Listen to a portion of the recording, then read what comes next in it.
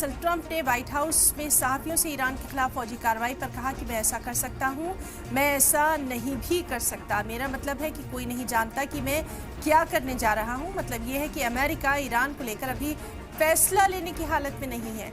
तो क्या अब इजराइल के पीएम क्या करेंगे, क्योंकि वो अमेरिका के दम पर ही ईरान पर इतना बड़ा हमला कर बैठे हैं। लेकिन अगर अमेरिका पीछे हट जाता है तो बेंजामिन नेतन्याहू बुरी तरह से फंस सकते हैं, क्योंकि वो पहले ही अपने मुल्क में गजा को लेकर सख्त मुखालिफत का सामना कर रहे हैं। साथ ही ईरान के साथ खड़े मुस्लिम ममालिक भी इजराइल को लेकर अपना फैसला सुना चुके हैं। तो क्या अब वो भी ट्रंप से किसी न किसी जंग में शामिल होने की अपील करेंगे, या फिर ट्रंप का फैसला ही आखिरी फैसला होगा? क्योंकि न्यूक्लियर डील की बातचीत नाकाम होने पर ही ट्रंप ने ईरान के खिलाफ बयान दिए थे। तो अगर इस डील पर बात होने के इम्कानात पैदा भी होते हैं तो क्या इजराइल को बैकफुट पर आना होगा?